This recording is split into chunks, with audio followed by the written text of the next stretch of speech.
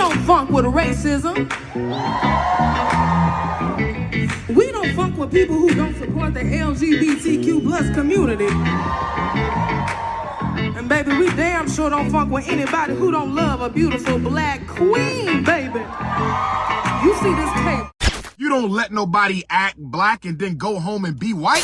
It only takes a little bit of white brainwash to activate the coon chip in the average Negro.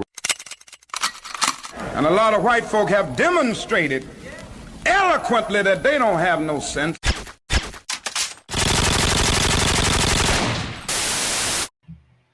In 3, 2, 1. Hey everybody, and thank you so much for joining me. My name is Morgan Gray, and I would like to welcome you to the Afrocentric Podcast. Woo! All right.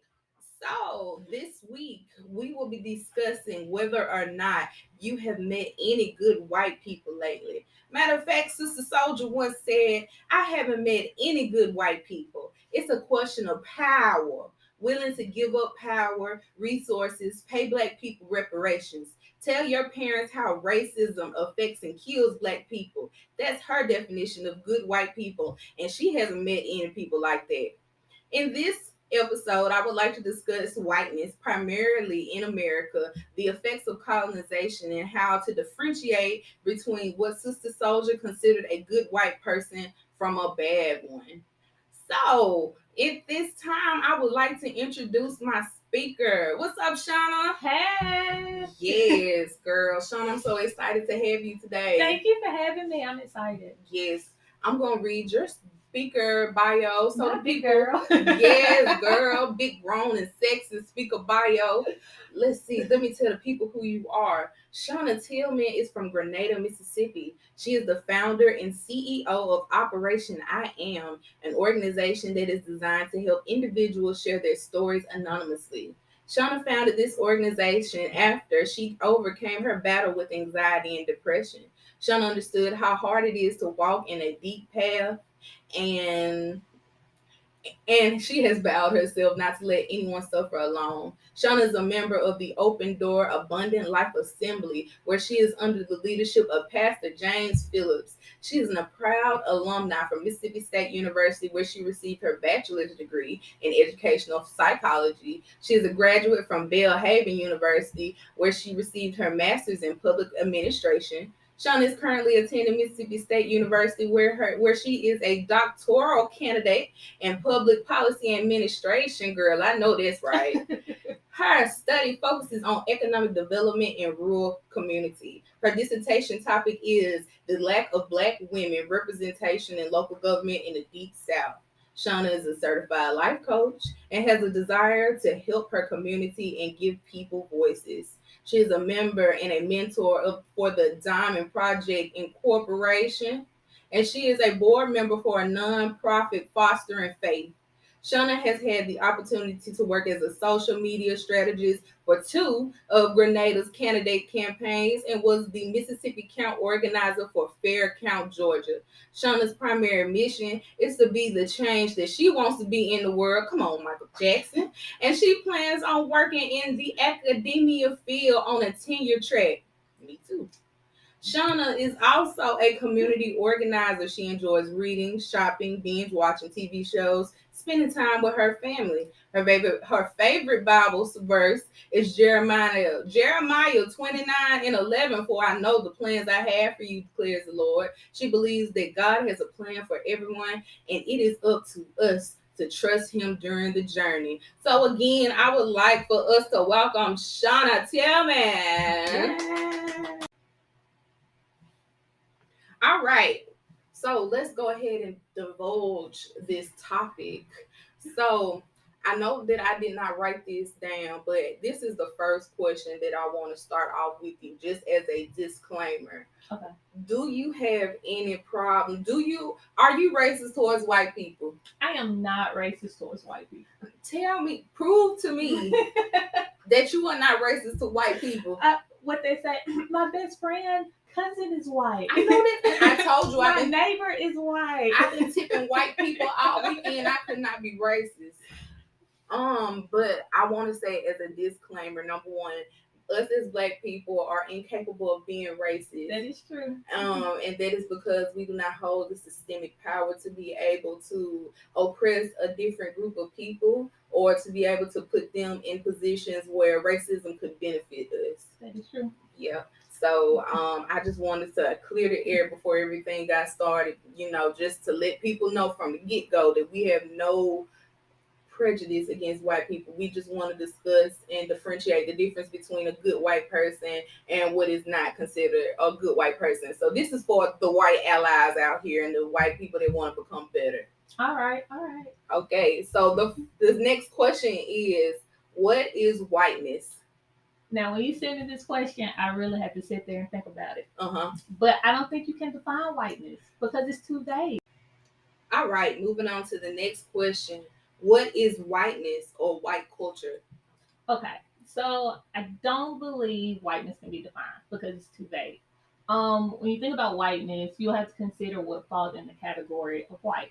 But then you also have to factor in culture, right? Okay. So you have Anglo-Saxon white, Mm-hmm. you have Italian white, Mm-hmm. you have Arabic white. Like, what is whiteness? But then it goes into what are you using your whiteness for?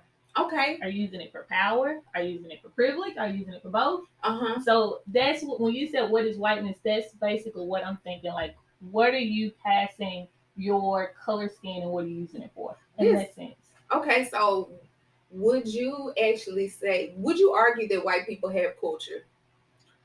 Oh, I believe they like to steal culture. But when you say the idea of them stealing culture, is their culture? I would think so, because if you think about Anglo-Saxons and you think about when they came over here, what they do?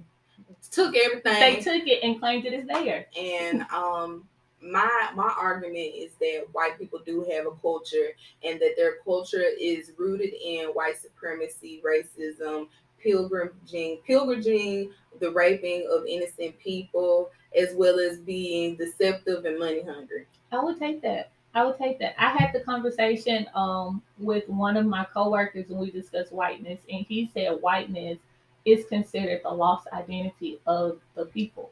And I was like, okay, I can see that because they don't have an identity of themselves because they steal everybody else's identity and claim it for themselves. That's actually really beautiful, and I feel like that's a great segue point because there are so many interesting theories I think that minority people have when it comes to like the origin of whiteness, like biblically, as well as I guess like through mythology. So I'm pretty sure like the biblical passages about like where whiteness came from through like the descendants of Noah.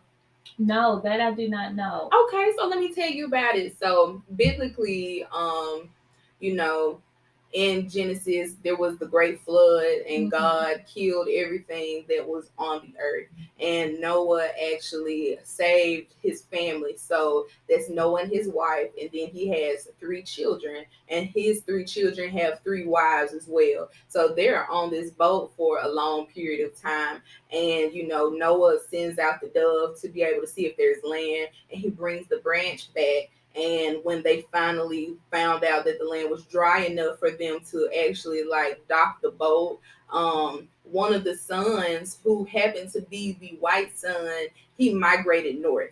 So he migrated north, and some people say that he did that to get away from the eyes of God because he wanted to be wicked. So you can see that a lot, especially in like what is the people Freemason culture a lot. Yeah. So like Freemasons, their favorite saying is something like migrating north or moving north or have you moved north. Do you know that saying? It's something with north there. I see the eyes of north or something like that. It's derivative from that biblical story because they feel like men grow or white men grow as they continue to move north away from the eyesight of God. That's interesting. Yeah. Okay, I would take that. And before we move on, because there's another segment that I do want to I want to talk about because, modernly, I've been hearing a lot of people saying that they believe white people were created genetically in a lab. Have you been hearing that? No. Let me tell you. I heard black people have, but I did not hear The hoteps have been on it. The hoteps have been spreading the good news. So they said essentially that so many different theories I could talk about. Watch, it's gonna pop up on my TikTok tonight. It is. So they said that okay, so they said that the black people are descendants of the Anunnaki. You know, those are the aliens. So one of the Anunnakians went into the what is it, the caves, the Caucasus caves, and that's where they found, like, I guess a lighter black person. They said that whiteness comes from albinism that was genetically modified. So albino people, and they genetically modified the white people, and then as they modified and bred them, they taught them to be civilized. Oh my God! No, I have not heard. Please send me this. I never heard of it. Yes, they said the aliens come down and made them some white people. Never heard. And that's funny because if you go back biblically, like the mother of our church, shout out to Mother Loomis, that's my girl. Shout out. But she's very adamant of teaching us the history of the Bible, so we know that there's black people in the Bible. Mm-hmm. Like from Genesis all the way to Revelation, she was telling us the tribes and where they come from and what the skin color is supposed to look like. And we didn't touch on a lot of white people in the Bible. Yes. And you know what? That is so interesting that you said that, because number one, like majority of the people in the Old Testament were black. Right. Okay. So then apparently the person who carried Jesus' cross was a black person, and then there's still arguments whether or not Jesus was black or is black.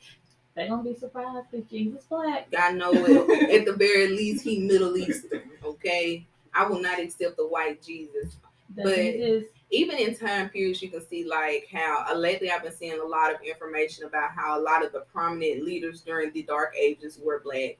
Like, I think that is so freaking interesting, just like the correlation between darkness, the Dark Age, and blackness. Yeah. And how all of these like large conquerors, conquistadors, these like kings, you got Mansa Musa. I don't know if that's in that time period. Mm. I don't know. I can't remember. Don't quote me on it, but these large prominent people were black, but they were whitewashed.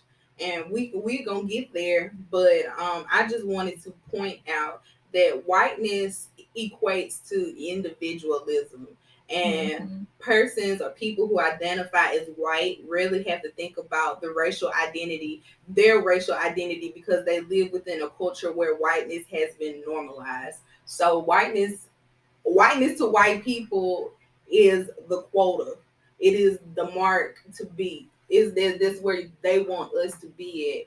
And as black people, when we step out into white spaces and white spaces, we don't get the opportunity to be viewed as the individual. We are the group.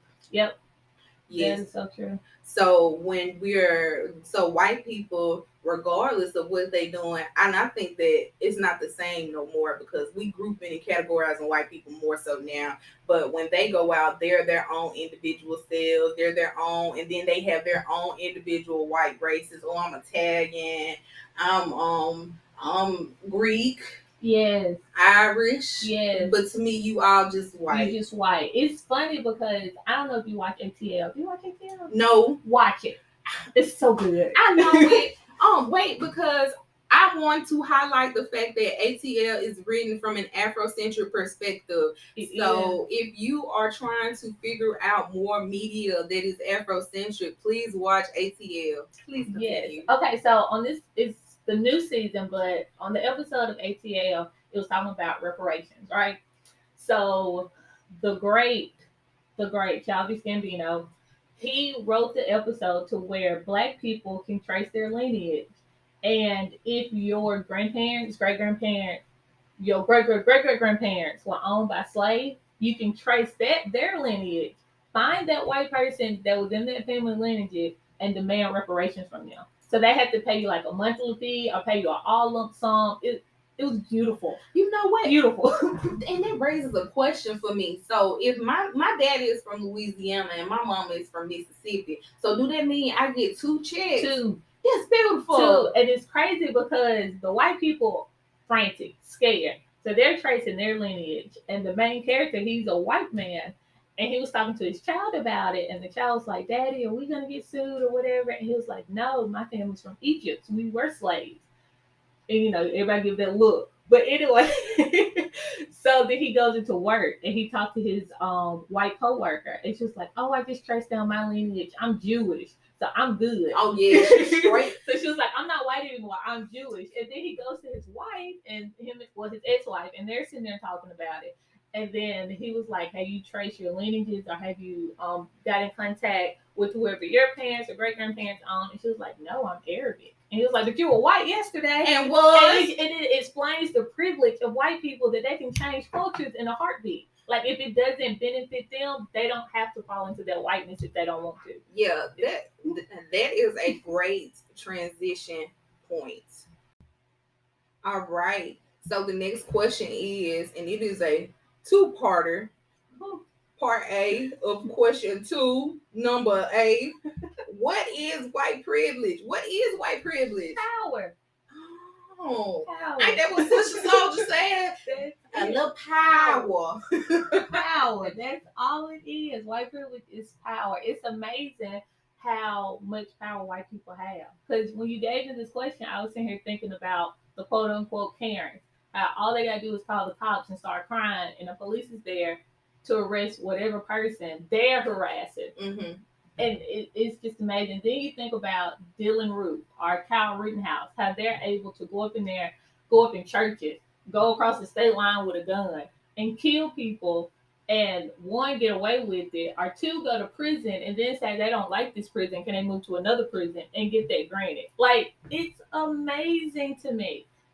For those who do not know white privilege, let me define it for you. And this is according to Google. So like I told y'all last time, it's verified. Since white people in America hold the most political, institutional, and economic power, they receive advantages that non-white groups do not.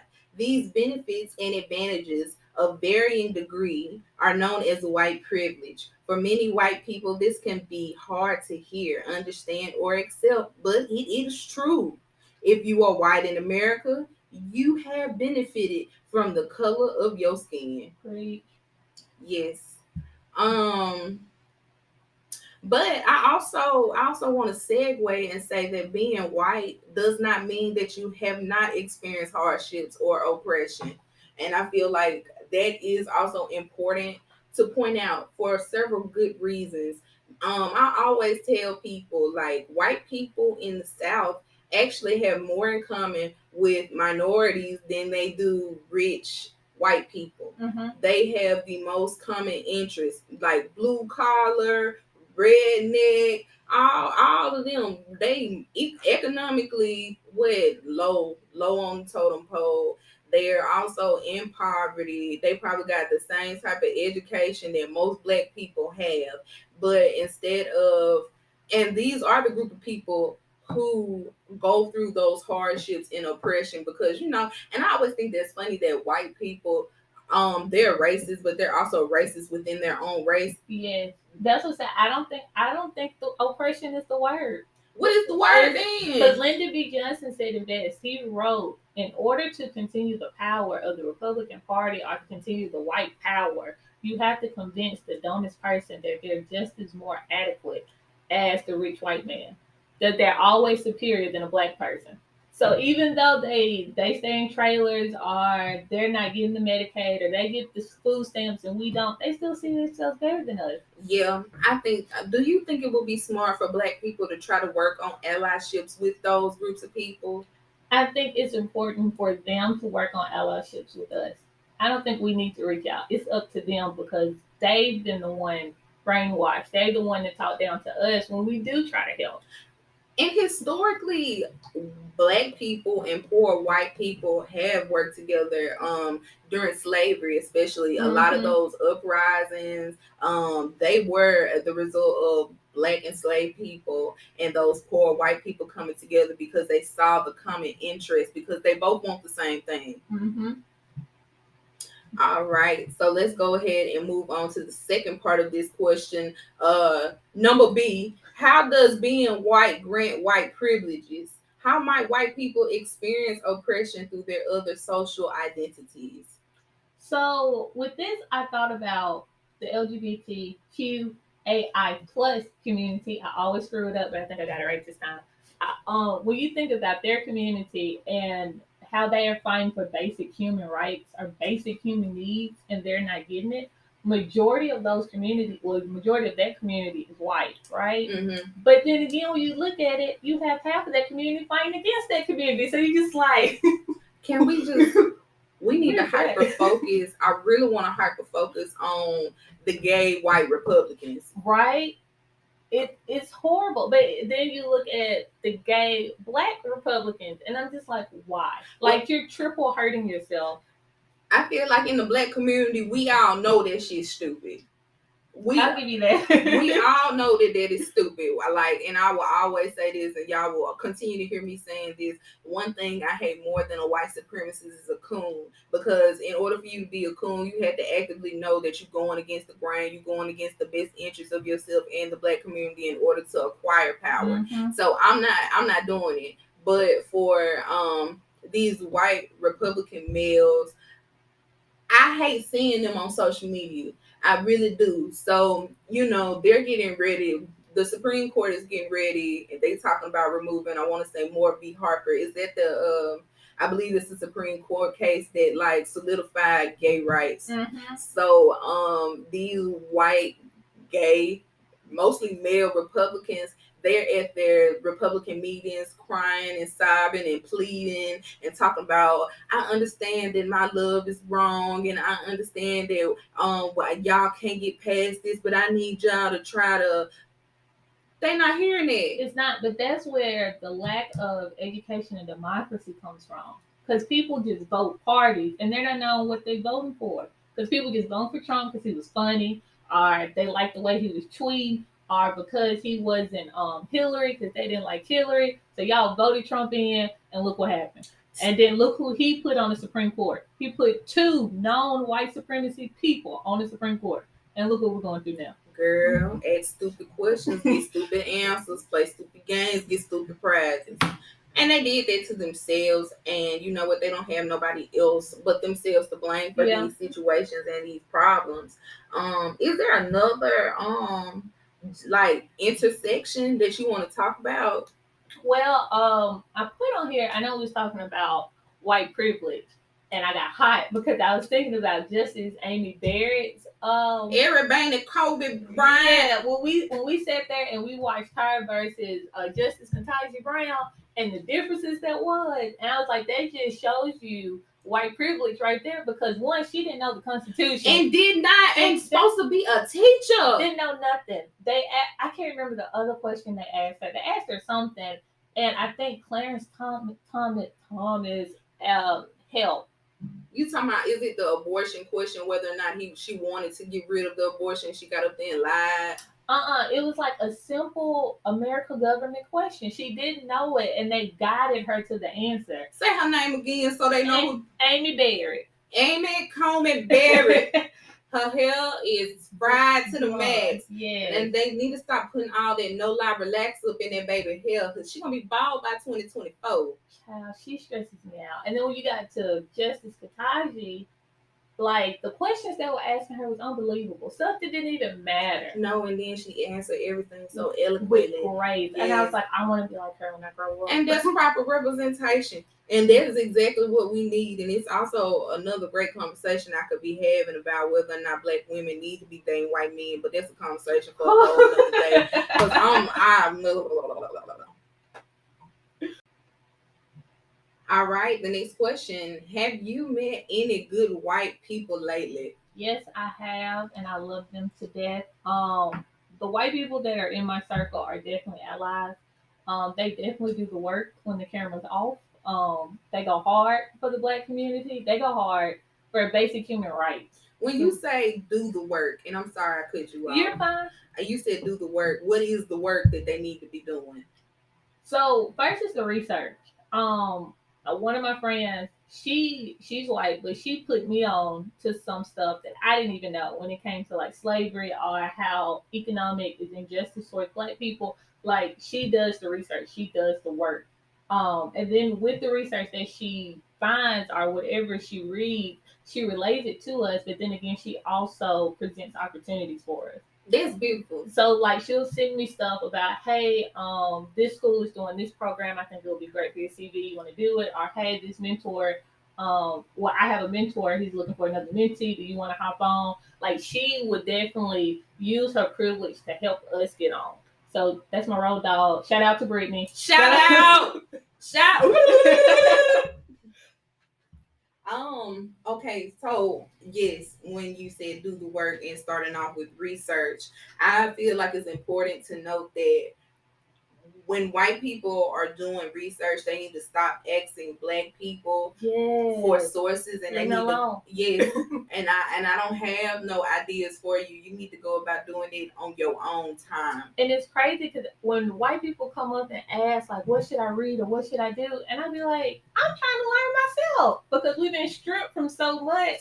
Dude, I'm 30 and I'm still learning about stuff that happened with slavery. I have been doing Reconstruction. Like, I don't know. Don't bother me. And you need to find a place, and you need to do it quickly.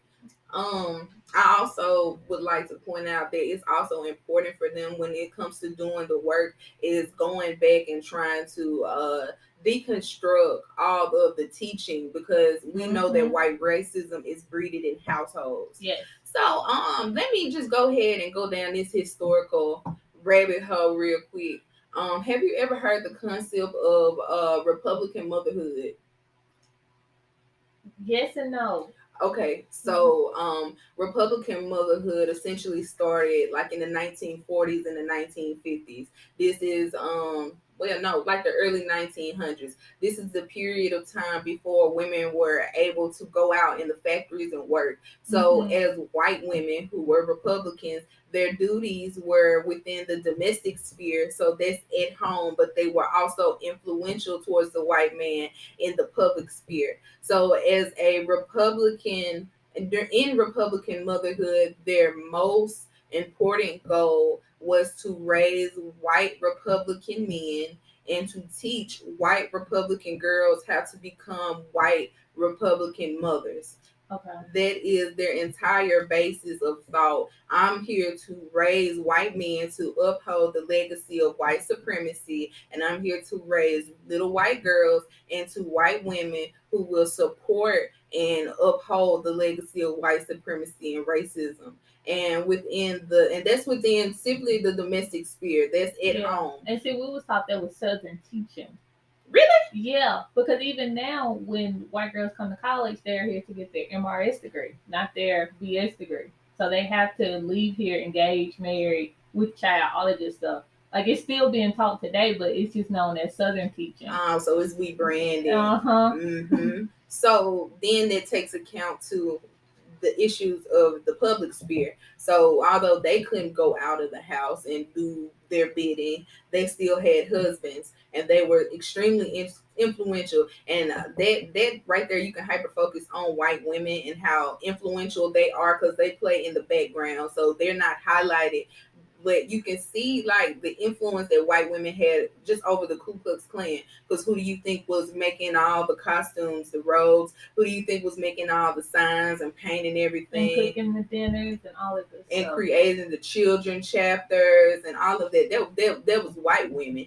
And so they would be in their husband's ears, giving them gossip, giving them information, the playbook and everything. And that is how they support that racism within the household. So my goal to my white allies is I feel like you should be taking the time to deconstruct your thought process. And you gotta, there's childhood trauma. Y'all need to go talk to a therapist, preferably a black woman. A black woman. And see if y'all can do something about that. But we can go back to your good white friends. But I put like another thing is to listen. I have met white people who claim to be allies, but they don't want to listen to my problems. And I'm like, I am the problem. I'm a black woman. Why aren't you listening to the issues that I have and that I want to work on? And they're saying, well, no, that's not important. These are the black issues that we need to focus on. I'm just like, what? What sense does that make? It does. That reminds me a lot of white saviorism. Yes. Can you go into detail about that? Yes. white saviorism, the way that I teach my students, it is it went away from me. Take your time. Batman. So when you think about Batman, right? Rich, billionaire, lost his parents, and he feels like he has to go into Gotham to beat up, or not, well, he didn't kill, so he beat up all these bad guys, put them in jail in order to fight for justice. But how can you relate to these criminals? Or how can you relate to the people that's in Gotham when you live up the hill in a mansion? He was doing it to get something out of it. Yeah. So I always tell my students, like, you think of Batman, you think of white saviorism, because where can they level it? Yeah. I do think that is a very problematic thing within like the white ally community, because I think that they're so busy proving to us that they're an ally, and I don't think that they understand that you can't tell me that you're an ally. You have to be invited into the community to be an ally. Like, yeah, you have to be invited in. So you can't come up here and force all your wokeness down my throat and then expect for me to be like, oh, you're such a great ally because you're so educated. No, that was the bare minimum. You were supposed to be educating yourself. Yeah. You were supposed to be learning stuff. And just because you're treating Black people or minority people like human beings, I'm not going to give you a pat on the back for it. Yep. And then it goes into like, what do you do when the cameras are off? Like, I've met a lot of white people who does the most on social media, with the news reporters there and there at the protesting. But when the camera go off, I don't see you at no community engagement events. I don't see you at NAACP meetings. I don't see you out in the Black community passing out goodie bags or passing out school supplies. Like, what are you doing when those cameras are off? That's the real issue. Let me tell you. So back in February, they had the Emmett Till March in Jackson, Mississippi, right? Mhm. So we walked from Liberty Park in Jackson, Mississippi, until we got to the front of Peter Griffin House, the mayor. Yeah. What's that joker name? Tater Tot. Tater Tot. That's how I will address him. Big Daddy Tate Reeves, baby, looking like Peter Griffin out this bad boy. With his personal trainer. Another story. That's a bad bitch. Now that's a bad bitch. Look. So the Black Panthers are out there, the luminaries, the civil rights activists and leaders, like these of the state, these some high profile people. The family of Emmett Till is there. And tell me why they invited this white woman to come speak in front of the mayor's office. Like, and I want you to know that when she got in front of the mayor's office to speak, she had wrote a poem. Yeah, she took some line paper and pulled it out of her pocket and unfolded it. And she read us a poem. I would have fell out. Oh no, I was just pissed off. I would have walked away. So this is her connection. She lived in Money, Mississippi, right next to the river that Emmett Till drowned in. Right. So she said that she was inspired because her daughter would go and play in the lake. And every time she would go, that is sick. You should have seen her crying in front of all of us, and I'm sitting up here like, could you go to hell home? I would have been sick. So she's sitting up there crying about Mammy's baby. You know, that's Emmett Till's mom. That's what they call her, Mammy Till. Oh, Mammy's baby. I can see the body floating down the river. So why didn't you call the cops? This is like this is a 30-year-old white woman. She was just imagining it, and she got up there, she unfolded that paper, she was up there shaking and crying all over that good line paper. I don't know why in the world they let her get up there, but they need to stop that mess. I feel why they need to be in the background. They do. And then I feel like if you want to incorporate white people, get the white people that actually do the work. Like, for instance, Joan Mulholland, she's one of my heroes.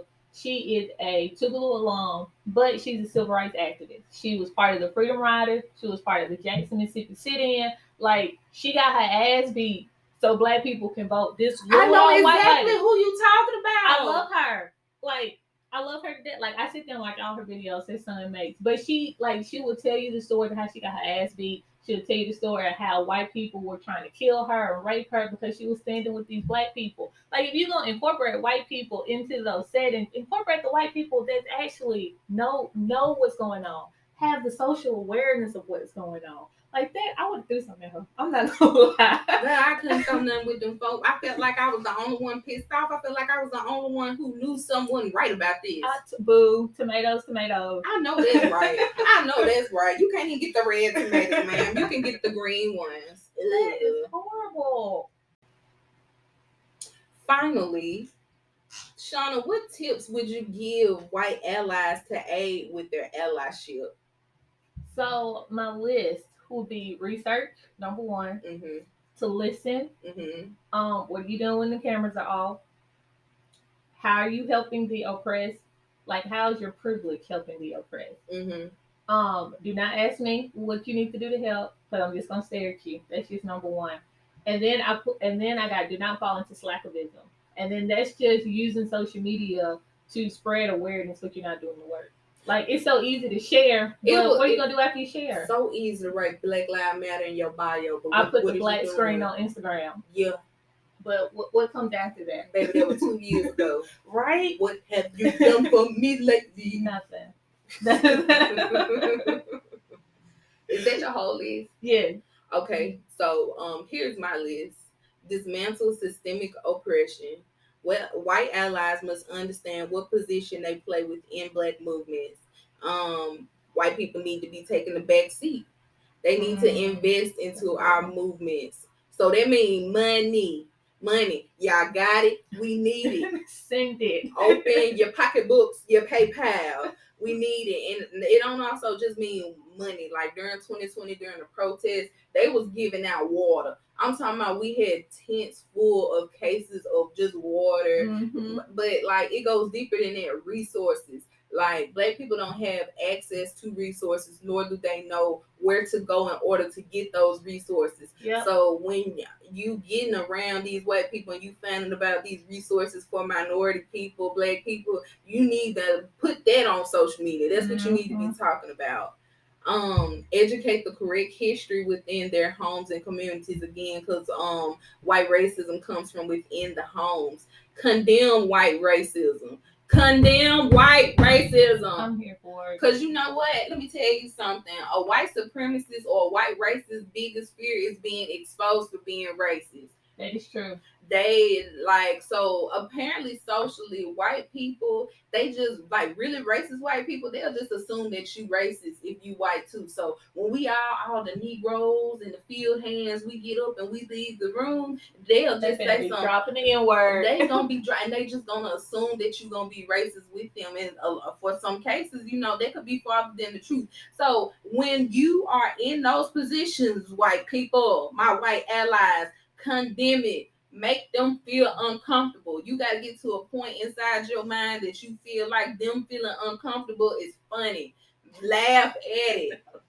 I'm so serious. Because I feel if I was a white person and I had to go home and condemn white racism, I would think that their stupidity was so funny. I would correct them and laugh in their face. It's funny because I just watched the video where these parents sent their kids to church camp or whatever. And then within the church camp, the teachers was actually teaching the white people how to not only be allies, but to desensitize everything that they learned and to teach them what's really going on. So the kids were calling their parents and were just like, Mom, Dad, this is what I learned at church camp. I believe what you taught me was wrong, da da da. These parents was cutting them kids off. Allowances gone.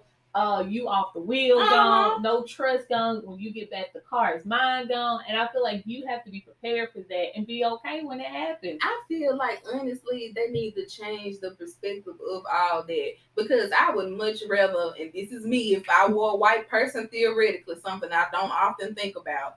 If I was a white person and my family was racist, I would much rather have my peace of mind, cut them off, and be around some people with some good sense than to stick around and have mama and daddy's money and be miserable and try to adhere to their standards. Right. So, yes, go home and tell mama, pawpaw, granny and them, you tell them that they wrong. Come on, oh Lord, go home and say, Mama, you racist. And you wrong for that mess you said to Miss Johnson the other day at the grocery store. And my final tip for my white allies: organize within your community with the purpose of aiding the Black community. Again, I want to say that for you cannot be an ally until we invite you into the Black community to be an ally. So what does that mean? That means that you need to get around somebody that look like you, get around somebody that you know, and y'all come together. Y'all find people with similar mindsets. Y'all come together and y'all find a way to become better allies. Don't be trying to come around here because you don't really know what's going on. You just know what you see on social media. Right. Amen. You got any more tips for the people? You hit it all. That's fine by me. Shout out to the slaves. Yeah, shout out to the slaves. You feel me? Shout out to Harriet Tubman. Shout out to she's a real nigga. Shout out to the real niggas. And shout out again to all those people who hate my guts. Y'all are doing a justice and an effort to the world. Keep breaking these men down one at a time. You are obsessed and sick.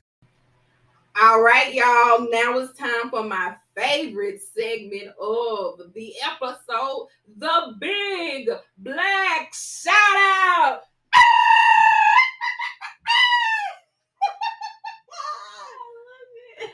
All right. Shonna, tell me, who is it that you want to shout out today? Well, first I want to shout out the Psychosocial Boutique. That is a mental health therapist clinic located in Grenada, Mississippi. The founder is my close friend, Serena Johnson. So shout out to you. Shout out, girl. But they cater to Black women and Black teenagers. They are licensed in Mississippi, Alabama, Tennessee, and I'm missing a state. But I will tell Morgan so she can tell y'all later.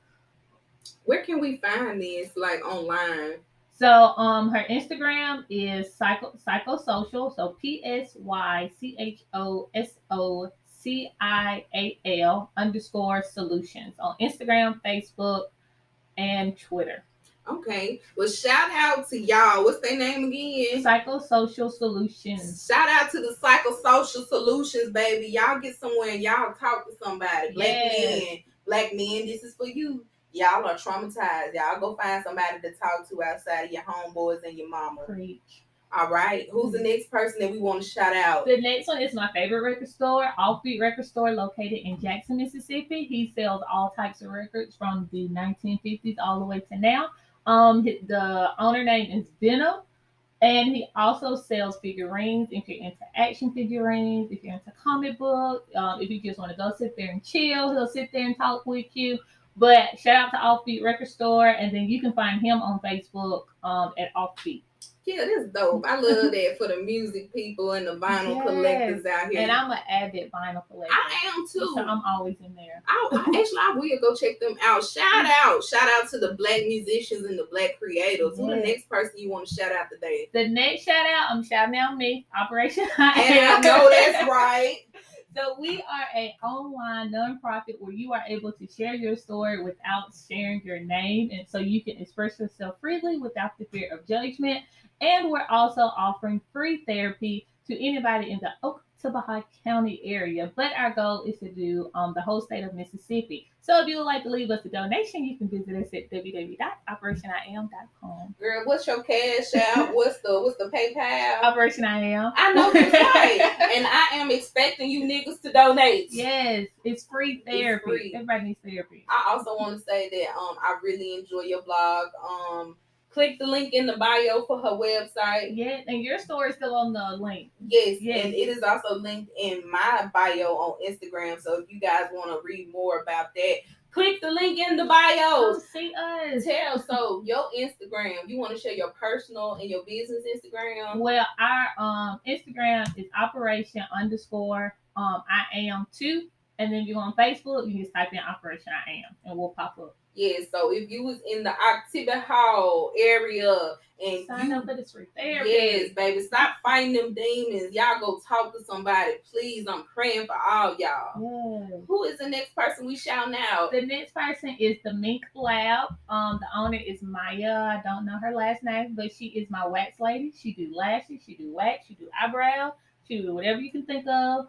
She is here in the Starkville area. I don't remember the shopping center by McAllister's. The Mink Lab. Yes, and then her Instagram is the Mink Lab _. And she also has a special going on where you can do what's the word I'm looking for? Not membership. I'll come back to you. My mind went blank. So shout out to the Black female entrepreneurs.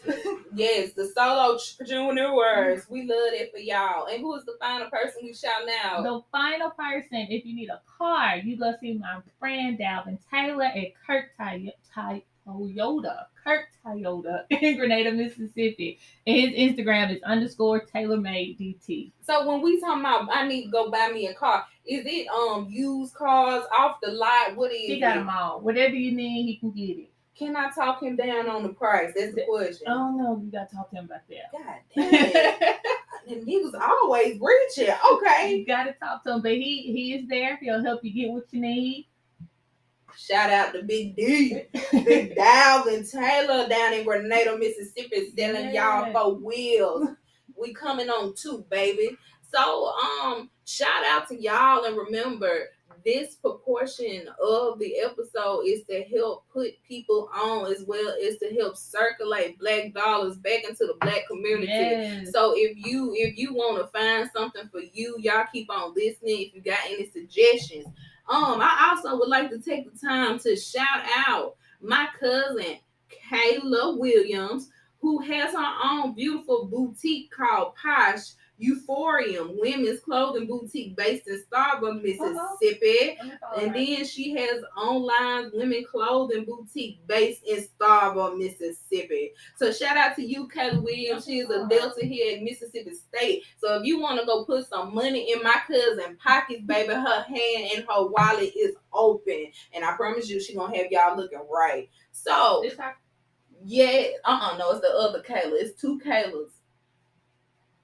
Yes, no, that's a white girl. I'm a hold on. I'm gonna send it to you. Okay. But that's her line sister, so you can go through there. Okay. And look at it. But shout out to you all. All right. Please forgive me for any sins in which I committed, those I know of and those I don't know of, Lord. Lord, please forgive me for beating this bitch ass today, Lord.